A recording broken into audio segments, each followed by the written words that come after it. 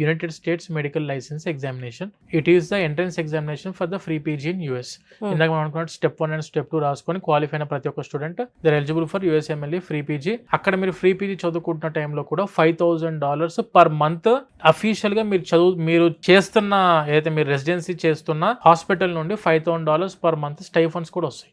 అంటే around approximately Indian కరెన్సీలో $4 లక్షల పర్ మంత్ సంపాదించుకోవడానికి కూడా అవకాశం ఉంది. ఇక్కడ జార్జియాలో ఎంబీబీఎస్ చదువుకుంటే అక్కడ యుఎస్ లో ఫ్రీ పీజీ. యుఎస్ అనేది కాదు మేడం, WFME మన Georgian NCEQE national centre for education quality enhancement recognise అయ్యింది కాబట్టి ప్రపంచంలో మీరు ఏ దేశానికైనా వెళ్ళి ఇంక్లూడింగ్ ఇండియా ఎగ్జామ్ రాసుకొని పీజీ చేయడానికి directly your eligible. And when coming to Europe లో కూడాను జార్జియాలో చదువుకున్న స్టూడెంట్స్ కి ఎక్స్ట్రా ఫెచ్చింగ్ ఏంటంటే యూరోప్ లో ఫ్రీ పీజీ కూడా ఎలిజిబిలిటీ ఉంది.